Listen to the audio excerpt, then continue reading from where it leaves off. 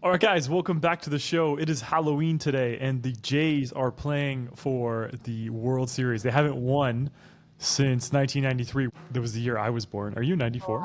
I'm a 94. My Yeah, dad told so. me my parents were on their honeymoon when they won. Oh, Last time they won. Go Jays. maybe that's They maybe could that's take when it Brooke home was tonight. conceived. Yeah. Yeah, they can win. Yeah. Yeah, they can win tonight. I hope they do, because then it would be nice not to play Toronto's going to Game be 7. crazy if it's Halloween and the Jays win the World Series. It's going to be I crazy in know. Toronto tonight. It's going to be nuts, and the weather's I not think it's that going to great, be, but yeah, I think it's going to be crazy regardless if they win. There's still going to be a lot of people out. yeah, when the Raptors won, I was out on the streets, and it was like really crazy then. So I can imagine what it's going to be like now. Yeah. Anyways, what's going on? So you sold your flip? I sold my flip. So it is Nice. conditional. To be honest, it's been a little bit of a headache because, so Hmm. to anybody that's doing a flip, make sure you get your proper permits and everything and you have it all documented because, especially when I'm doing everything on a public platform, people want to see that it's legitimate. We Right. did do it legitimate, but they extended their conditions because our ESA, which is electrical safety, hasn't been completed. So they extended their conditions until next week. So we have to complete that. It was my fault that I didn't have all this documented and in my hand prior to selling because it's been a little bit of a headache. But we're happy with the end result. Obviously, it's tough to sell anything in this market. So Hmm. definitely true. happy that that's behind me and we're halfway done number 2. So, That's good. yeah, Amazing. thank you. Well, good for you. And let's start with a little bit of some good news in Canada, I guess you could say. Rates dropped. So, the Bank of Canada cuts rates as expected. It flags mounting signs of job losses in industries with high reliance on US exports, which makes sense, right? Like I can't even believe we're still Canada here. and We the don't States don't have a deal still, right? No, I can't believe we don't have a deal yet. I guess How so long I guess has we Carney been in office now? I Like think over 6 months. when It's was the been election? it's Yeah, it was April. May, June, July, August, September, October. 6 months. Yeah. Yeah, 6 months. So I think I don't know if you saw, but Doug Ford put out an ad that really made Trump upset, and then he I didn't see. tweeted out, yeah, he tweeted out saying that all negotiations with Canada are off, and it feels like it's been a mess. And the sad part is like I know everyone's like, let's stand up to Trump, but like there's a lot of, even here, like the Bank of Canada dropping rates, there's a lot of people who are going to lose their job in the process of this political theater that we're seeing. So Yeah. I think that's kind of the sad part.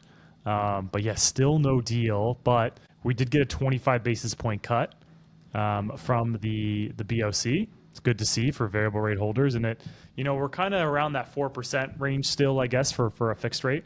I've heard a few mortgage brokers say that you can get just under 4. Why But don't we do yeah, some math? That's an interesting concept for people right now. I feel like just because I don't even know off the top of my head what a typical mortgage would cost right now. So if anybody's thinking about buying this year, let's do it. Let's say you want to buy a house for 700,000 and put 5% down. Actually, you'd have to put down a little bit more than 5%. So let's say the minimum down payment would be 25, 35, 45 grand. So your mortgage amount would be 705.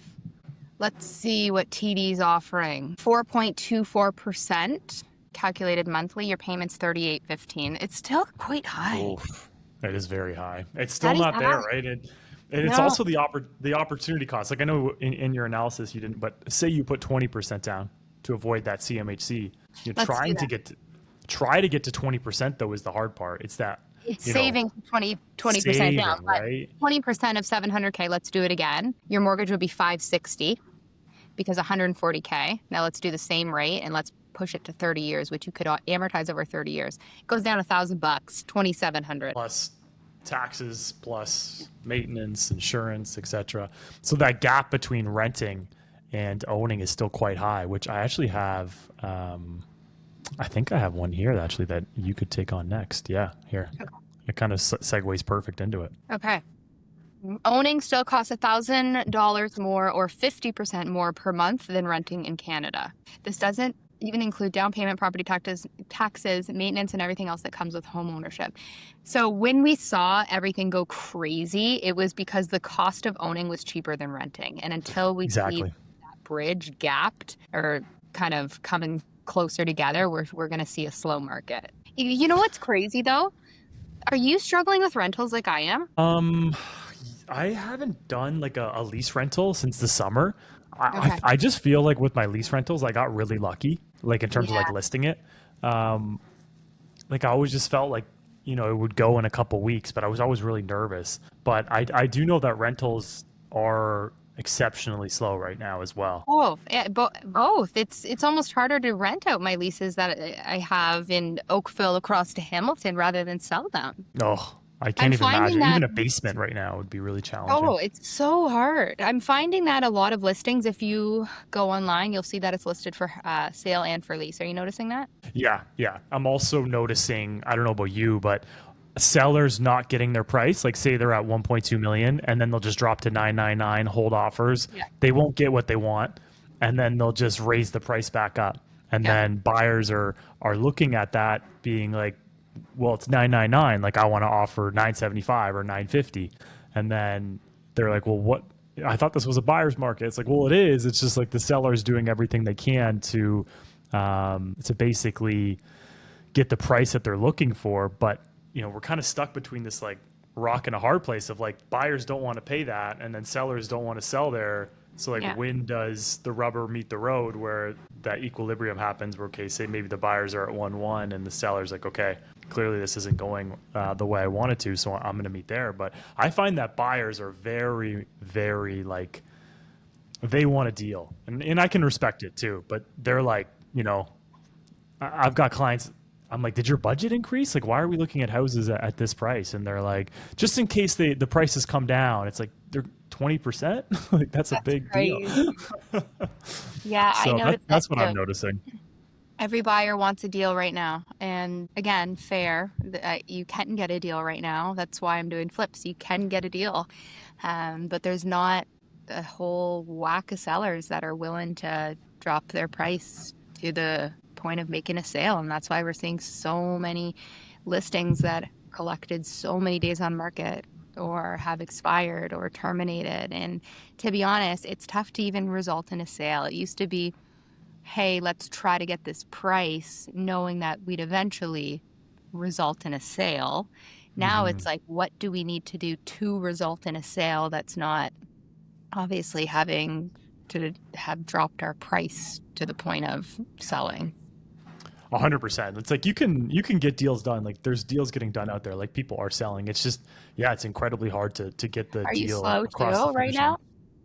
now? I would say that like I've been active. And again, like my overhead's not like yours running your team, right? So it's Right. it's like I'm totally good. Like I did a deal last week in Toronto, which was nice, and Okay. got a few buyers, and I actually got a few power sales coming next week, most likely, unless they decide to start paying. Um, Nice. but I know the B lending space is like my buddy's in it, and he's like every day I'm just trying to chip away at people because there's just so many defaults or people stop paying, and his investors are on them, so he's having to force sales or be creative in a way to get the investors' money back. So it's still tough times in Canada. It's still I don't want Remember people to when think. remember when we used to say survive till 25? That Yeah. was a load of crap. Yeah, I don't think we got that one right. I mean, it might be till I don't know. I don't see 2026 getting any better, but I really think like a lot of people are making a big mistake saying that Carney not getting a deal is better than a bad deal. I think at this point, like the writing's on the wall. The UK got a deal. I just think he was in South Korea or Japan. They got a big deal. Like you can get a deal. There's a deal on the table. And I think it can be beneficial for both of us. Regardless, though, we all know that tariffs are going to increase on every country because that's Trump's plan and from, Yeah. from the beginning. And the longer this goes out, the more capital will leave Canada because of the uncertainty.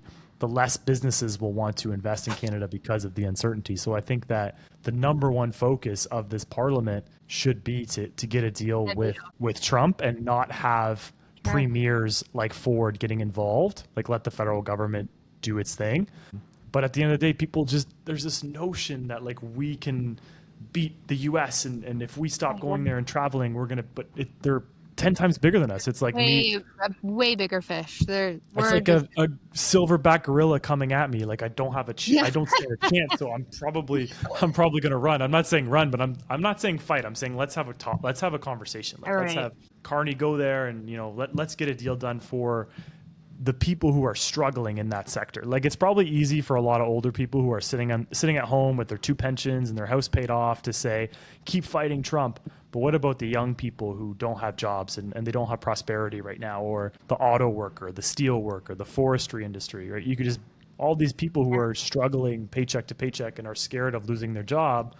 I just think that a deal right now is, because we're going to eventually get to a deal. So eventually, what if we keep prolonging it? It doesn't seem like it's going to get us anywhere. And have you been seeing this stuff about the election? No, I haven't been following. Well, you're my plug. Yeah. So basically, the federal government is tabling their election on November 4th. The Conservatives don't support it. The Québécois don't support it. So they need the support of the NDP to push their budget through. And if they don't get the NDP, then we're going to have an election before winter. Sorry, it's before Christmas. Yeah, so it'll be that's kind of like the talk of the town like on the an news right now. actual election? I'm sorry. A real, so, a real federal election is coming, potentially. Yeah, so it'll be the same, right? It'll just be like a non-confidence vote. So the NDP is kind of in this, because the Liberals need to cut, and they know it, right? Like Carney's not an idiot. Like he knows that Trudeau spent too much money. But the NDP is very much like, well, we need the social programs. He likes to spend. Exactly. Yeah. They like the social programs because... So we need the NDP's support to... Oh, that's so interesting. Yeah, and then... to have another non-confidence vote, it just looks like... Canada looks it looks so bad. Oh, my God. We're so divided. It's crazy. Yeah. So, yeah, like, if the Conservatives support the Liberals, I would be shocked. So I don't think that's not happening. That's not happening. Quebec already said no, but we haven't even seen the budget yet. So November 4th, maybe it's going to be a budget where, Carney appeases to one party, because he doesn't need a lot of people to vote. Like if he just gets the NDP on his side, he just needs like 3 or 4 seats, MPs to just vote in favor of the budget, and then it passes. So it's unlikely we get an election, but like there's talk of it. So it would be pretty crazy if we have an election already. You know what? This is all the things you follow is Twitter, eh? Twitter is really interesting compared to Instagram. I see stuff on Instagram that is just filtered so much. I think that Twitter is an actual really good place to find news. It is, and it's like... Yeah, I go on every day, like multiple times a day. It just right away you get news. Like it's like the fastest news outlet. Sorry? We should get Twitter. I know, I just don't have the time. I wish I did. But yeah, we'll see what happens. Yeah. Okay. Okay, let's go on to the next topic here. Okay, actually, you'll like this one. I'll let you read it. I don't know. Can you read that little one down here? Where? Just right here. This little. Stopping immigration. Sorry, go. This is Mark Miller. So he was the immigration minister. Okay. The caption is how it started versus how it's going. So how it started, stopping immigration won't fix Canada's housing crisis. And then second one says Ottawa cutting immigration has eased pressures on housing and labor. Okay. No. So you can see it's like it's 2 years. It's 2 years apart. Oh, and it's 2 years apart. Yeah, so yeah. 2023 versus October 30th, 2025. So it did ease pressure. It did. It definitely it has. helped. Yeah. TD put out a report saying it did as well. But just remember, like we were talking about it with Foch on the channel, and just saying that there's just too many people coming in. We just don't have enough space for people. Like, yeah, I know we have a huge land mass in Canada, but we don't have enough housing for more people to come in. It's also hurting the labor market. And people would call you the R word and say all these horrible things in the comments and stuff like that. It's a bad look. And then, now you have the proof's in the pudding, right? It's the R word. Racist. I was like, oh, you're thinking another one. But and here we are, like TD's putting out a report. So just to reiterate, what is happening with immigration? Do you know? They're letting in less temporary foreign workers and students. So I think they like 80% of enrollment applications, mostly from India. I saw a stat for students have been rejected this year. Just basically saying, we're not taking in this many students because it was a scam, right? Like it was just people were just trying to come here and find a way to come here, and they'd go to these strip mall colleges in Brampton or whatever.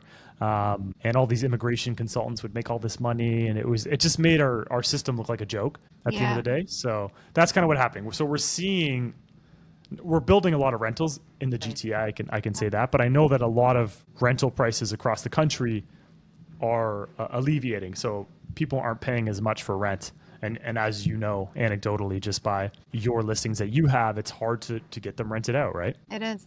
It is. Yeah, I'm definitely struggling with rentals and, my listings. I set my sellers up for proper expectations in terms of days on market, but the rentals.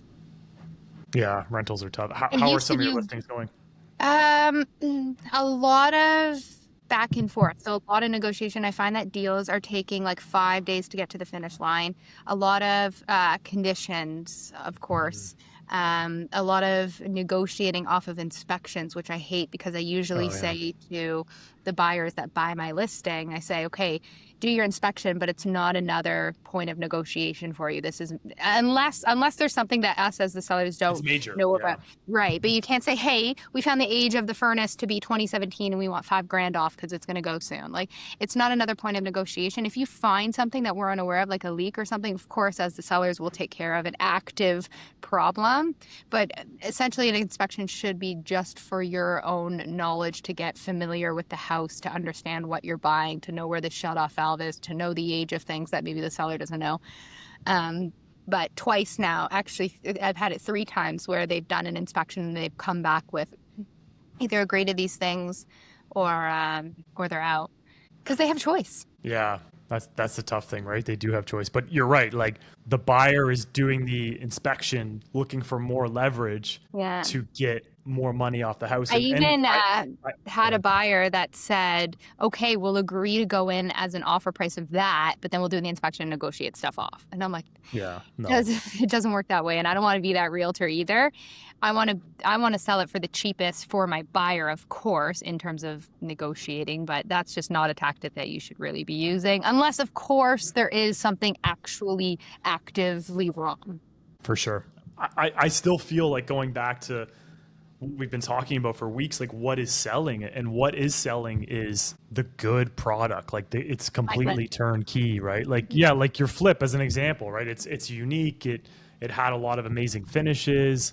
AC, furnace, roof, all checks out, because people are looking to nitpick because they're hearing what the media is saying, right? They're hearing that, and fair play, because buyers have just been getting hosed for the last decade, right? Like the prices have just gone up and up and up, and now they have options. Now they have the chance to buy something within their price range or negotiate more, and they're taking full advantage of it. And I don't blame them. Yeah.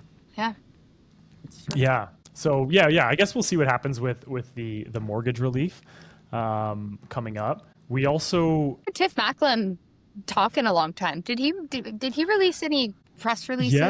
Yeah. Why don't I play this video for you? Actually, he has a good. I like him. I don't know why. I like him. I think he's very smart. And unfortunately, he is smart. Oh, was this leading into your next one, anyways? Yeah. Okay, let's listen to him. Okay, let me just. If I play this, can you hear it, Brooke? Can you hear that, Brooke? I can. What that means is that unless something else changes, our incomes will be lower than they otherwise would have been. They'll grow, but they'll grow along a low. This was the old path. Now there's a new path, which is below the old path. There are things the country can do to try to bend that curve up, but those aren't things monetary policy can do. These are more structural changes. I mean, fundamentally, as a senior deputy governor is hammered many times, we need to get our productivity growth up. And if we can do that as a country, we can bend that curve up. So, I mean, I think what's most concerning is that unless we change some other things, our standard of living as a country, Canadians, is going to be lower than it otherwise would have been. And unfortunately, did you that catch is all that? It was a little bit lagging at second 40. Do you want to summarize it? He's basically saying that this was just his recent press release. He's basically saying that like Canada's standard of living is not keeping up to what it once was. Oh, that's In for sure. And I mean, that's not a lie, but he's saying that he's like, there's nothing I can do personally because he controls monetary policy. But he's like, there's things that we can do as a country. What I think he's getting at is unleashing investment, getting rid of any sort of caps on oil and gas to let that industry thrive, because that will give you high paying jobs. Build pipelines, LNG, AI data centers, whatever it might be. Then we can get that standard of living back to where it was. Yeah. But until we do that, if we keep crushing business, if we keep crushing opportunity for companies to come here and bring capital in, then we're just going to fall behind the curve. And there's going to be better countries that are making more money and have a better standard of living than Canada. Yeah, I wonder where we rank in terms of standard of living. October 2025, standard of living. I think you want the OECD. Have the quality of life index. 2025 mid-year. Where are we? It should be decently high if it's compared to like third world and developing countries. We're not, look at this. So we're number 27, it says on the, and that's 2025 mid-year. We used to be like number 3. So there's Luxembourg as number 1, Netherlands number 2, Denmark, Oman, Switzerland, Finland, Norway, Iceland, Austria, Germany, Australia, New Zealand, Sweden. United States is number 14. Number 15, Estonia, Qatar, Japan, Spain, Slovenia, Croatia, Lithuania, United Kingdom, Czech Republic, UAE, Saudi Arabia, Belgium, and then Canada is number 27. Fun fact, I grew up in Belgium. You grew up in Belgium? You grew up in Belgium? Yeah, my dad's in mining, so we moved there when I was like 1.5, and then I moved back to Canada when I was I've been to Belgium. I went to Brussels. Yeah, that's where I was in Brussels. No, didn't even know. I don't remember much of it, but that's so cool. Yeah. Can we back to the fact that we're number 27 on? So it's the quality of life index by country, and this came out 2025 mid-year, so that would have been the summer.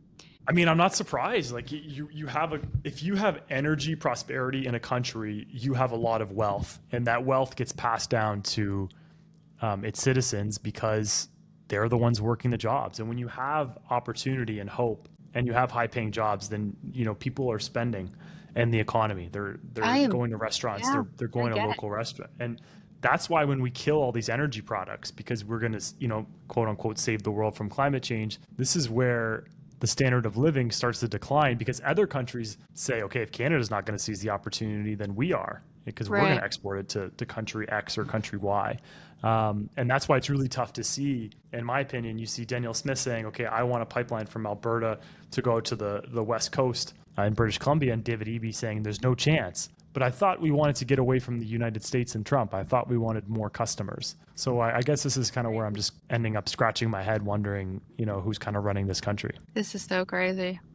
Mm-hmm. And it, all these things are hurting the real estate market as well. And maybe this was kind of what it needed. But at the end of the day, people aren't making as much money as they once were.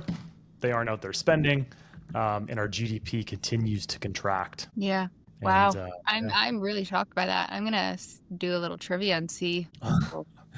We'll know that. Yeah, that's so crazy. No, that is crazy. Anyways. You got anything else for us? My app is released. Anybody that's listening to this, go to the App Store and download Maison, which is the French word for house, Maison. I would love for your feedback. Please rate it 5 stars so it grows. It's basically like your modern day House Sigma, only it has features that House Sigma does not have. Like, it allows you to show off your own property into the app, into the mix of properties on the map, versus actually having to list it for it to be on the map.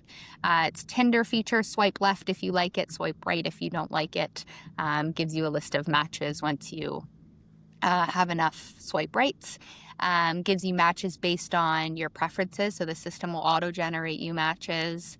Lots of information and news. So if you want free news, go download it, because that it pulls to the city that you're in. So if you're in Oakville, it'll Oakville news. Is it only for Ontario? Yes. Okay, so only Ontario people can download it for now. But do you have plans to expand it one day? I have plans to expand it. Yes, Okay, starting there we in go. BC, and then we'll see, just kind of like how Sigma. But we have worked so hard on it. So if there is any bugs or anything that anybody sees, I would appreciate you coming and giving me the feedback rather than rating it low. Just because Yeah, I grow it's it, and it's been my little growing, baby. growing Yeah, pains. Yeah. Cortez, I'd love your Okay. feedback. To be honest, it's at the App Store. It should be ready in about an hour or something. So by tonight, if you could download it, I'd love Cortez's Yeah, feedback. yeah. I'll give it a download. Cortez I'll is check it very out. smart, Sounds as cool. everybody knows.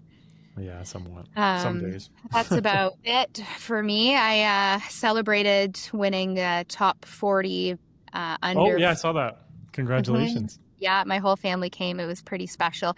To be honest, when I won it, I didn't realize it was such a big thing, but there was like Ontario Parliament and legislation writing me all these letters that I got to go home with. So it is a Cute. pretty big deal, which I didn't really take it seriously until last night's event. But it obviously felt nice because I've worked very hard. Doesn't really feel like I'm working that hard these days, but that was I a know it's a cool little. thing. What about you? What's Mm. new in your personal life? Nothing. Just working away here. Honestly, really rooting for the Jays tonight. And You yeah, I'm dressing just up? kind of just coast. No, I'm not dressing up. No, I'm What? too old. I'm too You're not old. too old. No, I'm not going out. I What are don't you, want to 30? go out. You're 32? 32. Yeah, yeah. Yeah. So just hanging low, staying in, and watching the Jays, and then yeah, working away here. We're heading into December, which we all know is a very slow time for real estate. So if you're a seller out there, get ready for the slow times. If you're going to be listed in December, maybe consider taking it off until till Or the new take year. And photos now. Get if some you're a photos. yeah, get some nice fall photos Yeah. if you're going to go on in January or February. And Yeah. if you're a buyer, if someone's selling in December, they got to sell. You know, keep the the pedal to the ground, because you can potentially find a good deal in around Christmas, when people are else doing other things elsewhere. So Yeah. that's my advice. Cool. I don't think I'm dressing up either, but I might dress up Abby, my little dog, my little wiener dog, as a hot dog. I'm going to get her a costume. Everyone dresses up their dog instead of themselves. Yeah, I know, eh? So funny. Oh, that's funny. All right, guys, I'll link everything down below. We appreciate all your support. We love you guys, and we'll be back next week for another pod. Take care and go Jays. Go Jays.